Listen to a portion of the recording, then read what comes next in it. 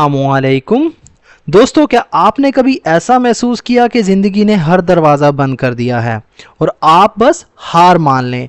अगर हाँ, तो आप उसके दहाने पर खड़े थे, जिसे कहते हैं सकम। इसका मतलब होता है दोस्तों हथियार डाल देना या हार मान लेना कहते हैं जिसे, यानी शिकस्त तस्लीम करना। सकम मतलब जब कोई शख्स मुश्किल, दबाव या बीमारी के आगे हार मान जाए, जब आप अंदर से कह दें अब बस मैं मज़ीद नहीं कर सकता, या जब कोई अपनी ख्वाहिशों या लालच के सामने झुक जाए, इसे कहते हैं दोस्तों सकम, यानी हार मान लेना, हथियार डाल देना। Succumb means to stop resisting and be defeated by something such as pressure, temptation, illness or fear. Succumb यानी हथियार डाल देना, शिकस्त मान लेना।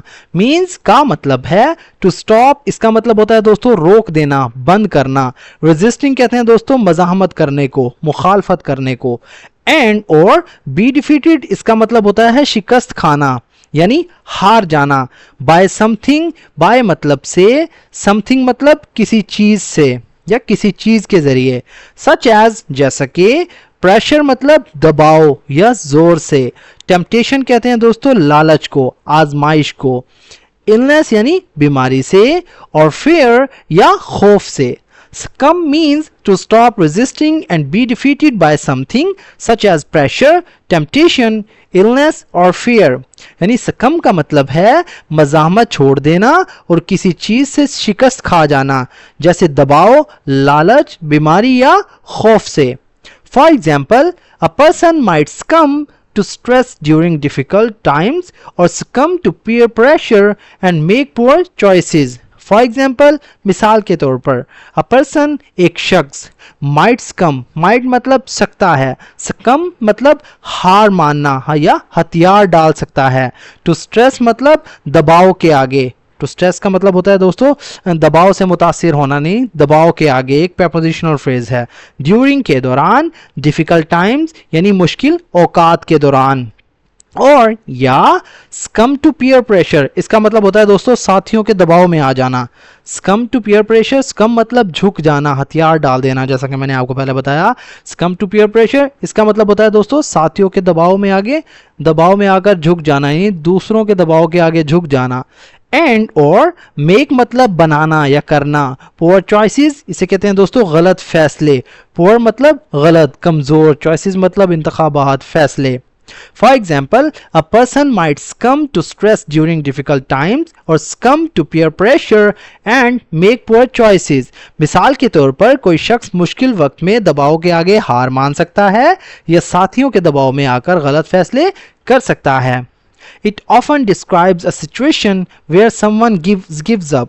It मतलब ये often अक्सर, describes मतलब बयान करता है, वजाहत करता है। A situation एक हालत को, एक सूरत हाल को। Where जहाँ, someone मतलब कोई शख्स, gives up मतलब हार मान लेता है, छोड़ देता है। Mentally, emotionally और physically.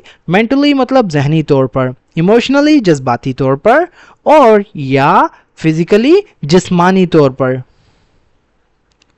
It often describes a situation where someone gives up by mentally, emotionally or physically.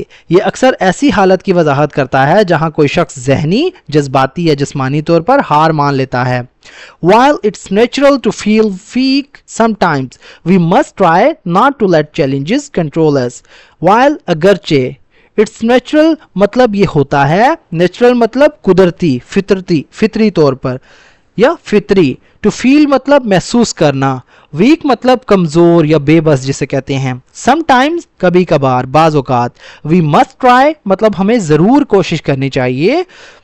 Not to late इसका मतलब होता है दोस्तों इजाजत ना देना या ना करने की, ना होने देना। चैलेंजेस यानी मुश्किलात को कहते हैं। कंट्रोलर्स मतलब हम पर काबू पाएं या हम पर हुक्मरानी करें, कंट्रोल करें। While it's natural to feel weak sometimes, we must try not to let challenges control us. अगरचे कभी कभी या कभी कभार कमज़ोर महसूस करना फितरी बात है।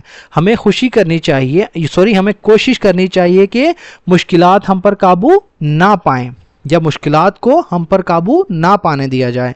Staying strong and positive can help us overcome problems without giving in.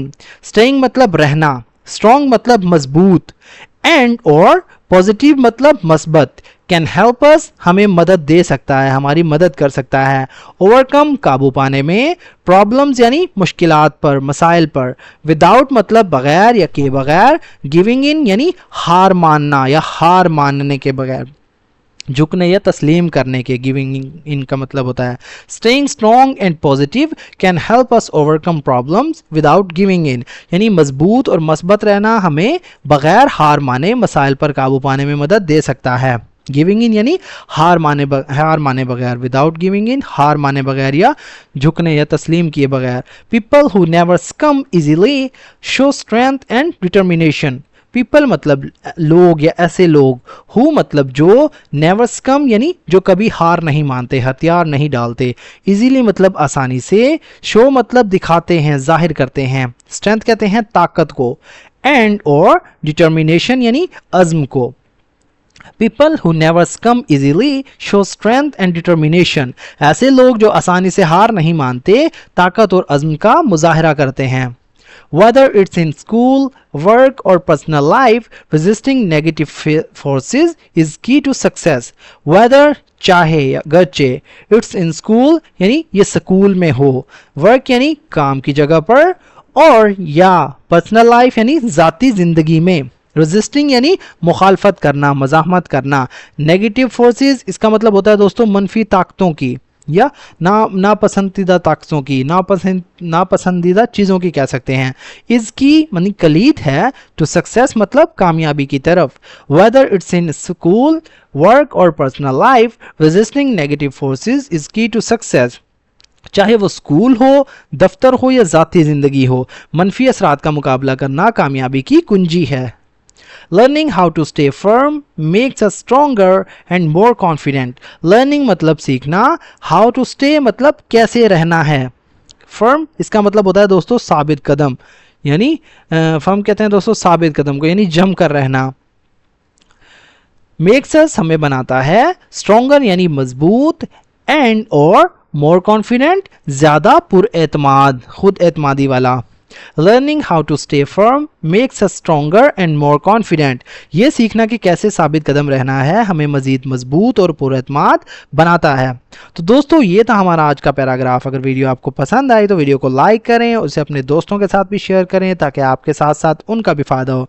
तो दोस्तों मिलते हैं अपनी नेक्स्ट वीडियो में, तब तक के लिए अल्लाह हाफिज़।